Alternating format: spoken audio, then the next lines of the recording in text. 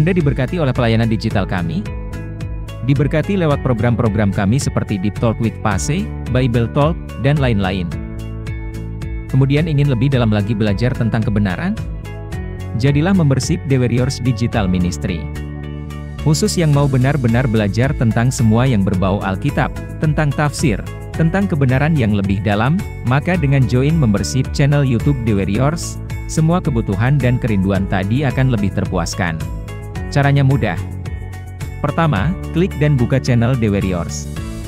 Kemudian kedua, klik tombol join yang berada di sebelah tombol subscribe. Lalu jika sudah klik tombol join maka akan masuk ke halaman ini di mana Bapak Ibu bisa memilih ada dua level membership. Yang pertama The Warriors Family yang berisikan program-program pembahasan rutin seperti Living in Wisdom. Ataupun yang kedua yaitu The Warriors Bible Club yang berisi program-program rutin dan juga kelas Alkitab kami. Setelah memilih, maka Bapak Ibu akan masuk ke dalam halaman di mana Bapak Ibu diharuskan untuk memilih metode pembayaran. Metode ini bisa sangat bervariasi tergantung lokasi Google yang Bapak Ibu daftarkan. Jika sudah memilih, nantinya biaya membership ini akan otomatis terpotong saldonya, jadi mohon pastikan setiap bulannya agar saldonya tercukupi biar bisa langsung terauto debit. Nah, untuk Bapak Ibu yang ingin merubah level membershipnya, bisa dengan cara yang sama, yaitu masuk ke channel The Warriors, kemudian klik tombol si perks di sebelah tombol subscribe. Setelah itu pilih level membership yang baru. Demikian. Yuk segera join. Di mana lagi kita bisa belajar kebenaran, semudah di The Warriors, yang dibuat dengan konsisten. Sekedar info, kami sudah menjalankan pelayanan ini 9 tahun loh. Kami siapkan materinya dengan sungguh-sungguh, Anda tinggal mengikutinya. Di mana saja, kapan saja, selama sinyal HP dan Wi-Fi ada, juga selama pulsa internet tersedia. Jadilah orang Kristen yang bijak di akhir zaman bersama The Warriors Digital Ministry. Menjadi keluarga besar dalam Tuhan di komunitas The Warriors. Kami juga mengundang semua Bapak Ibu, di setiap Jumat malam tepatnya jam 7 WIB, dapat mengikuti fellowship online lewat Zoom meeting bersama Pase. Di mana di dalam fellowship ini tidak hanya kita dapat berkoinonia dengan gembala dan juga keluarga besar JKI2, tetapi kita juga bisa berdiskusi tanya jawab secara live, mendalami khotbah minggu sehingga kita bisa memahami lebih sungguh. Di mana nanti di dalam acara ini juga akan ditutup dengan saling mendoakan. Jadi jika berminat dan ingin mengikuti program ini, maka bisa menghubungi nomor admin di nomor 0813 8732 9300, dan pastinya acara ini free. Kami tunggu, sampai berjumpa, Tuhan Yesus memberkati. Shalom, senang kembali dalam program Deep Talk with Pase. Kita bisa melanjutkan tadarusan Alkitab kita pada kesempatan kali ini. Saya berharap semua dalam kondisi yang sehat, diberkati Tuhan, dan terus semangat dalam Tuhan ya. Dan kita benar-benar percaya, serahkan hidup kita sama Tuhan. Percayailah bahwa rancangan Tuhan buat kita itu damai sejahtera, bukan kecelakaan ya. Kalau mau tahu kenapa, apa maksud saya ngomong begini, dan apa tafsir saya soal kalimat ini, ya Bapak Ibu bisa ikuti khotbah saya 2 minggu lalu kalau tidak salah soal hal ini gitu ya. Supaya Bapak Ibu bisa terang, jelas, benderang, dan akhirnya kita hidup dalam kebenarannya Tuhan. Dan sebelum kita melanjutkan tadarusan kita pada episode ini, saya mengajak semua kita untuk satu hati kita berdoa. Bapak yang baik, terima kasih buat segalanya. Dan kami sekarang ini mau membaca kembali pembacaan tadarusan Alkitab kami. Berikan kami hikmat rema-Mu sehingga kami semakin tahu kebenaran yang membuat kami bisa semakin hidup menyenangkan hati Tuhan. Jangan satupun kami yang Kau lalui, kami siap diberkati. Haleluya. Amin. Kita siapkan Alkitab kita ya Bapak Ibu ya. Kita buka Yeremia pasal yang ke-45. Sama-sama kita cari Alkitab kita dulu, kita buka dan kita siapkan diri kita. Terlalu besar kasih-Mu Bapa, pengorbanan yang Kau berikan bagiku. Terlalu mahal darah-Mu Yesus, tercurah untuk menebus hidupku, tercurah untuk menebus hidupku. Ya, Yeremia pasal 45, Bapak Ibu ya. Kita baca, dan ayatnya nggak banyak, saudara ya. Jadi mungkin kita nggak bisa sampai setengah jam ya. Kayaknya ya, nggak tahu nanti kalau Tuhan taruhkan sesuatu di hati saya untuk terus ngomong ya. Karena memang saya tidak ada persiapan, jadi saya ngomong ya sesuatu yang Tuhan taruhkan di hati saya aja ketika habis pimpin baca kita bersama-sama ini ya. Pasal 45 perikopnya kata penghiburan Yeremia kepada Baruk. Nah, kalau Bapak Ibu ingat Baruk itu siapa? Baruk ini adalah juru tulis dari Yeremia ya. Ayat 1. Firman yang disampaikan oleh Nabi Yeremia kepada Baruk bin Neria waktu Baruk dalam tahun keempat pemerintahan Yoyakim bin Yosia Raja Yehuda menuliskan segala firman tersebut dalam sebuah kitab langsung dari mulut Yeremia. Berarti ini peristiwanya udah terjadi di masa lalu ya. Karena kalau kita baca pasal 44 ini, kalau kita lihat bacanya kronologis, Yeremia dan Baruk tentunya sudah ada di pembuangan atau pelarian diri di Mesir karena mereka berdua diculik oleh orang-orang Yehuda yang ke Mesir. Dan dalam konteks 45 ini, Yeremia menceritakan lagi sesuatu yang terjadi di masa lalu ketika Baruk di tahun keempat pemerintahan Yoyakim. Berarti kan mereka belum dibuang ke Babel ya. Yoyakim masih jadi raja ya. Dan ayat kedua kita lanjutkan. Maafkan saya, saudara. Ayat 2. Beginilah firman Tuhan Allah Israel tentang engkau, hai Baruk. Oleh karena engkau telah berkata, celakalah aku sebab Tuhan telah menambahkan kedukaan kepada penderitaanku. Aku lesu karena keluh kesahku dan aku tidak mendapat ketenangan. Maka beginilah firman Tuhan. Sesungguhnya apa yang kubangun akan kuruntuhkan dan apa yang kutanam akan kucabut. Bahkan sekalipun seluruh negeri. Masakan engkau mencari hal-hal yang besar bagimu sendiri? Janganlah mencarinya. Sebab sesungguhnya aku mendatangkan malapetaka atas segala makhluk. Demikianlah firman Tuhan. Tetapi kepadamu akan kuberikan nyawamu sebagai jarahan di segala tempat kemana engkau pergi. Wah, ini menarik ya. Cuma 5 ayat, saudara. Ya, pasal 45 ini.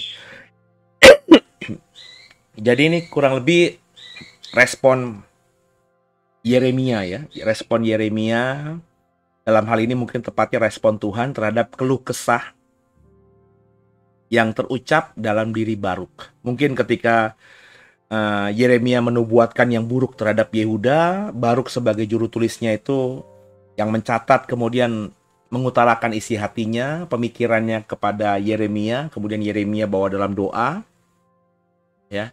Terus Yeremia dapat sesuatu dari Tuhan untuk disampaikan kepada Baruk ya, yang kurang lebih di ayat ketiga kita bisa melihat bahwa Baruk berkata, celaka ya, Tuhan menambahkan kedukaan kepada penderitaanku. Aku lesu karena keluh kesahku, aku tidak mendapat ketenangan.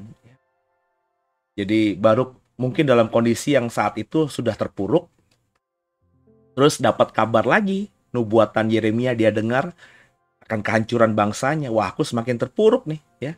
Aku semakin nggak mendapat ketenangan ya.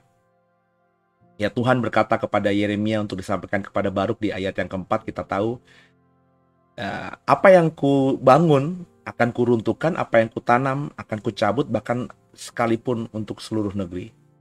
Ya, masakan engkau mencari hal-hal yang besar bagi dirimu sendiri? Maksudnya ya udah gitu ya, lewati ya. Jangan coba cari kesempatan gitu ya. Jangan coba ya mencari sesuatu di tengah penderitaan yang sedang ku rancangkan bagi bangsaku Yehuda dan bagi bangsamu. Ya. Jangan mencari hal-hal yang besar, jangan mencari keuntungan lah dari apa yang kau dengarkan dari Yeremia. Ya, Tuhan ingin mengatakan bahwa semua akan celaka, tapi aku akan menyelamatkan nyawamu sehingga engkau akan tidak mengalami kebinasaan. Haleluya. Ya, banyak kita yang berpikir seperti Baruk gitu ya. Ketika kita mendapatkan sesuatu, terus kita yakin sesuatu itu akan terjadi, terus kita berusaha mencari peluang. Ya. Peluang hingga ketika meskipun kita mengalami malapetaka dalam hal ini atau apapun itu, kita tidak lebih buruk lah daripada orang-orang lain. Kurang lebih kan begitu yang dipikirkan dalam hati Baruk, karena dia sudah susah mungkin hidupnya, terus mendengarkan dan mengimani, mempercayai nubuatan Yeremia akan terjadi, wah kok semakin celaka nih. Terus Tuhan bilang, jangan kamu mencari hal-hal yang tadi ya, yang besar untuk dirimu sendiri. Semua yang kubangun akan kuruntuhkan, semua yang kutanam akan kucabut, bahkan untuk seluruh negeri. Tapi kamu akan selamat. Jadi Tuhan melarang, itu rema yang saya dapatkan baru untuk mencari hal-hal yang bisa menguntungkan dirinya sendiri. Ya. Hal yang lumrah mestinya. Kayak hari-hari ini kan, maafkan sorry saya agak batuk sejak hari Minggu. Sejak hari Minggu kemarin habis khotbah, tiba-tiba kondisi saya drop. Ya, mungkin lagi kurang fit badannya ya. Ini batuk tapi sudah cukup reda. Karena selain saya berdoa sama Tuhan, saya juga minum obat juga, saudara. Jadi saya bukan pendeta yang kalau dikit-dikit sakit hanya mengandalkan doa gitu ya. Saya orang yang sudah pakai logika bahwa obat-obatan itu pun juga ada baiknya juga untuk diminum ya. Jadi sering saya lihat, saya temuin orang Kristen tuh gitu, udah tahu sakit nggak minum obat, cuma ngandelin doa doang. Ya kalau zaman dulu obat-obat itu belum terukur, belum presisi. Ya kan dukun-dukun obat zaman dulu kan ada aja, ini dicampur ini ya, terus tumbuh-tumbuhan ini campur ini, itu kan tanpa ada studi yang mumpuni gitu ya. Ya kayaknya orang-orang Kristen zaman dulu lebih baik beriman daripada minum sesuatu yang sangat-sangat subjektif, tidak objektif, yaitu oke lah. Tapi hari-hari ini kan namanya obat batuk, namanya obat pilek, namanya obat-obatan dari farmasi itu kan sudah terukur. Sebab kalau nggak terukur itu dia bisa pidana gitu ya. Dan ilmunya ada, ilmu farmasi itu ada, ilmu meracik obat-obatan tuh sudah ada ya. Jadi yang membuat obat-obatan itu sudah kompeten, dan saya yakin itu semua juga karena Tuhan izinkan kan. Jadi saya tidak pernah, saya termasuk orang kalau udah batuk dikit ya langsung ya minum obat batuk. Kalau udah 1 hari lewat, 2 hari lewat nggak sembuh, saya langsung tambah dengan antibiotik gitu ya. Ya karena ya saya tahu itu ya saudara pro dan kontra silahkan ya. Tapi kalau saya melakukan hal itu. Jadi puji Tuhan ada hari Rabu nih ya. Saya rekaman ini hari apa nih? Oh, hari Selasa saya rekaman ini. Ya, saya rekaman buat besok hari Rabu. Ini sudah dalam kondisi yang oke gitu ya, saudara ya. Kemarin luar biasa deh. Dukun doa aja, saudara. Ya, yang saya mau katakan bahwa banyak kita di hari-hari ini kan melihat para politisi lagi cari cara nih. Ya. Bapak Ibu kalau lihat sepak terjang perpolitikan Indonesia hari ini sangat menarik gitu ya. Di mana dinamika politik itu sangat cepat ya. Ada sebuah partai dan ketua umum partai yang cukup besar yang sudah tergabung dalam koalisi, tiba-tiba koalisi yang sudah dibangunnya sejak berbulan-bulan lalu ada kemungkinan pecah karena anggota koalisi yang dari partai lain sudah mendukung calon presiden yang di luar koalisinya. Sehingga saya baca berita hari ini, ketua umum partainya dalam 1-2 hari kemarin tuh bahkan sowan gitu ya, atau berkunjung kepada ketua umum partai lain yang secara peperangan politik di tanah air ini lagi bertolak belakang. Karena tadi ya, kelimpungan gitu ya. Jadi lagi mencari solusi yang terbaik buat dirinya dan partainya gitu ya. Jadi ke sana sini. Jadi saya cuma ketawa-ketawa, ya itulah politik ya. Politik itu lawan bisa jadi musuh, musuh bisa jadi kawan begitu. Ya, nggak ada yang abadi dalam politik. Jadi orang mencari kesempatan ketika dia bisa menerka-nerka apa yang terjadi di hari depan itu sesuatu yang baik-baik saja kan. Ya itu cerdik namanya. Tapi kalau itu suatu keputusan Tuhan, dalam hal ini kan orang Israel itu akan mengalami pembuangan ke Babel, ditaklukkan oleh Babel, dihancurkan oleh Babel. Ini kan udah ketetapan Tuhan. Jadi kata Tuhan ya, kamu mencari cara untuk dirimu sendiri, nggak ada gunanya. Dalam kondisi kita akan masuk dalam penghukuman Tuhan, ya bukan kitanya yang dihukum Tuhan ya, tapi kita ada di komunitas yang sedang dihukum Tuhan. Dalam ini kan Baruk ada di komunitas Yahudi yang Tuhan sedang ingin menghukum bangsa Yahudi secara bangsa, sebagai sebuah bangsa. Dan Baruk, Yeremia termasuk adalah anggota dari bangsa Yahudi. Ya. Dan Tuhan ingin berkata kepada Baruk, ya sudah, kalau kau tahu bahwa aku sedang menghukum bangsamu dan kau nanti akan merasakan hukuman juga, karena kau adalah salah satu bagian dari bangsa Yahudi, maka melekat aja padaku, maka kau akan selamat. Jangan cari cara, jangan cari solusi sendiri, kurang lebih begitu. Nah Bapak Ibu, di akhir zaman nanti kita akan mengalami penghukuman Tuhan atas dunia ini. Dan kita sebagai manusia yang tinggal di dunia ini pasti akan terima imbasnya juga. Tapi belajar dari Yeremia 45 ini, kita jangan fokus semata-mata untuk mencari cara bagaimana kita bisa menyelamatkan diri kita. Nggak akan bisa, saudara. Ya. Karena ini hukuman Tuhan atas seluruh dunia nantinya di akhir zaman. Saudara nggak bisa cari cara untuk menyelamatkan dirimu sendiri. Karena hukumannya dari Tuhan. Maka satu-satunya cara supaya saudara bisa selamat, ya saudara harus melekat sama Tuhan. Nangkep ya? Sehingga andai kata Tuhan izinkan waktu kita selesai di bumi ini, kita mati dalam Tuhan. Mati dalam Tuhan tuh andai kata mati karena penghukuman itu atau karena aniaya, kita tidak mengalami perasaan yang gimana. Bapak Ibu sudah pernah saya khotbahkan soal Stefanus kan. Stefanus tuh mati di rajam batu. Dirajam batu, berarti ketika dirajam batu pertama kena dia berdarah, mungkin dia masih belum dirasa. Tapi kalau seluruh orang Israel di sana sudah merajam dia dengan batu dan batunya lancip-lancip, tajam-tajam, semua luka berdarah, darah mulai ada di mata, perih, nyeri dan lain sebagainya. Nafas sudah tersengal-sengal. Itu teorinya pasti orang akan teriak, tolong, sakit, apalah, sehingga orang yang dalam kondisi dihukum seperti itu tuh mestinya nggak mungkin bisa berpikir tenang, berpikir objektif, dan akhirnya bisa merasakan Tuhan. Tapi perhatikan dalam konteks Stefanus. Ketika orang merajam batu gitu, ya dia masih bisa melihat ke atas dan dia bilang, aku melihat anak manusia berdiri. Ya. Dan itu tercatat dalam Kisah Rasul, artinya Stefanus bukan cuma merasakan dalam hati, apa yang dilihat itu bukan dirasa dalam hati, tapi juga diucapkan. Sehingga orang-orang di sekitarnya mendengar dan akhirnya ada yang mencatatnya gitu. Dan memberitahu kepada Lukas, si penulis Kisah Rasul. Dan akhirnya Lukas mencatatnya dan kita hari ini bisa mendapatkan cerita itu. Ini sesuatu yang terucap gitu. Bukan sesuatu yang dipendam dan akhirnya ngada-ngadi ya.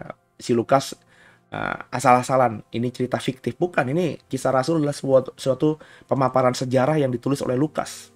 Dan Lukas bukan orang yang sembarangan, dia adalah tabib, terpelajar, terbiasa berpikir sistematis. Karena orang yang bergelut dalam bidang medis, dalam hal ini dokter, itu kan terbiasa harus dengan sistematis.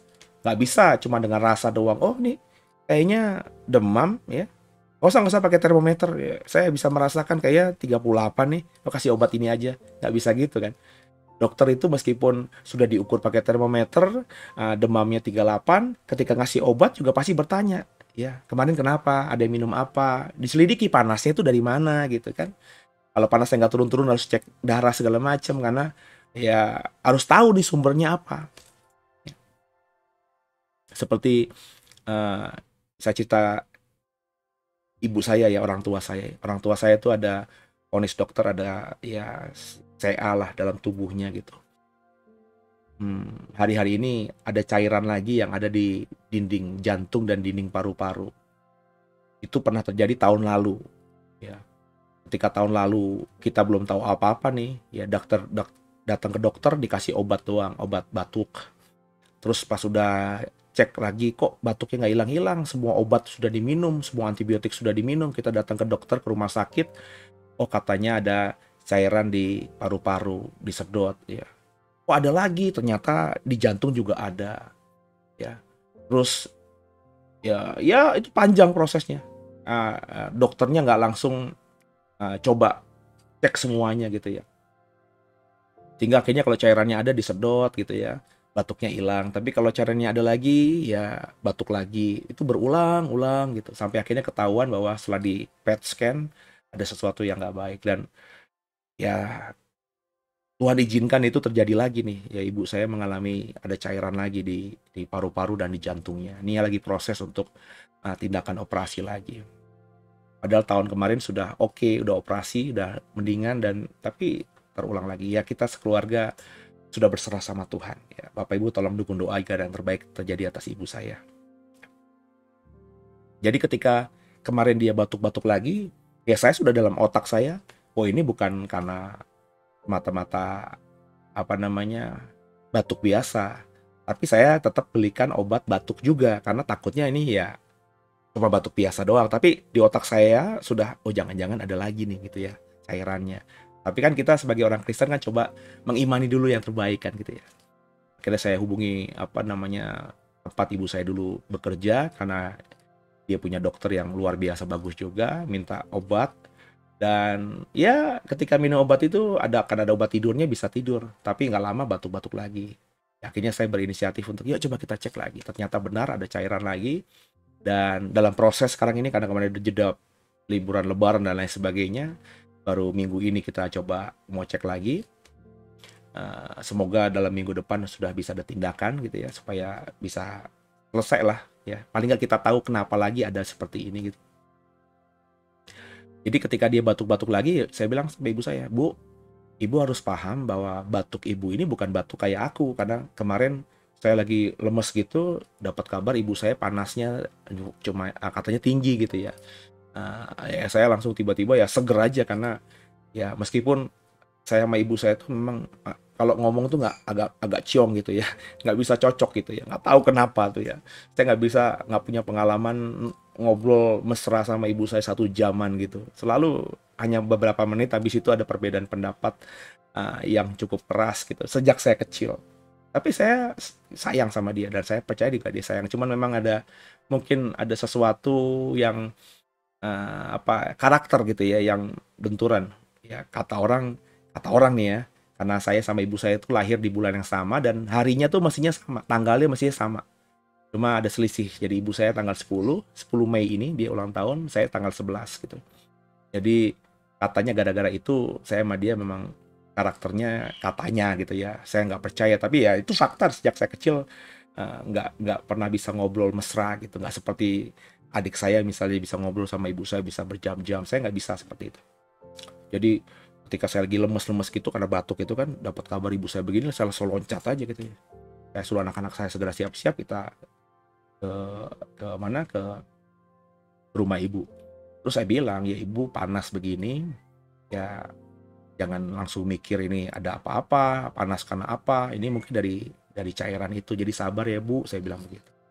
Maka saya udah siapin antibiotik, saya udah beliin, dalam perjalanan saya mampir ke apotek, itu kan hari libur, hari buruh kan, tapi saya cari apotek yang ya Century gitu kan, 24 jam buka, hari libur juga buka, saya cari ke situ meskipun obatnya relatif lebih mahal daripada apotek yang biasa, karena semua apotek kalau hari libur kan tutup gitu ya. Jadi saya cari yang buka aja. Saya udah siapin semuanya. Ya nanti kalau panas lagi ya coba diminum. Tapi ya kalau cuman 37 berapa gitu ya masih normal, janganlah bu gitu ya. Ini mungkin karena efek ada yang sesuatu yang nggak baik di dalam tubuh gitu ya. Nah yang saya mau katakan gitu kan, ya kita berusaha untuk apa namanya, untuk mencari solusi ya. Kondisi-kondisi hari ini seperti itu. Ya, di akhir zaman ini kita tahu kita mungkin nanti akan masuk dalam dekade di mana murka Tuhan, ya, malapetaka atas dunia ini akan Tuhan timpakan. Ya kalau kita sudah paham Alkitab dengan sungguh, ya kita berserah aja sama Tuhan. Ya. Jadi andai kata, ya tadi saya bilang, ya kita mati kayak Stefanus aja gitu, ya tetap fokus sama Tuhan, akhirnya sakitnya nggak dirasa. Ya, andai kata kita mengandalkan Tuhan dan Tuhan izinkan kita bisa hidup, nanti ada caranya Tuhan lah. Tuhan arahkan kita ke kiri dan yang kanan yang dihajar Tuhan. Kita diarahkan Tuhan ke kanan, yang di kiri yang dihajar Tuhan. Kita diarahkan Tuhan untuk berhenti, yang di depan kita dihajar sama Tuhan. Kita diarahkan untuk terus berlari, yang di belakang kita dihajar sama Tuhan. Jadi, kalau kita sudah masuk dalam area di mana kita berada dalam suatu wilayah, daerah, komunitas yang sedang dihukum Tuhan, maka satu-satunya cara kita bisa keluar ya sebagai seorang pemenang, yaitu intim sama Tuhan, dekat dengan Tuhan. Ya,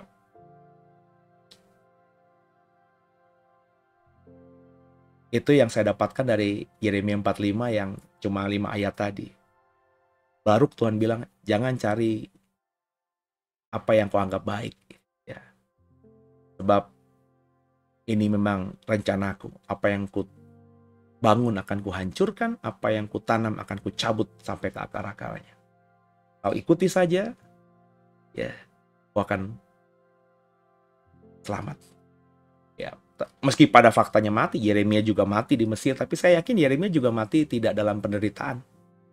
Karena Yeremia dan Baruk itu ke Mesir bukan karena dia tidak taat sama Tuhan, tapi karena dia dipaksa. Mereka dipaksa oleh Yohanan dan seluruh orang-orang Yehuda yang tersisa yang mau menyelamatkan diri ke Mesir.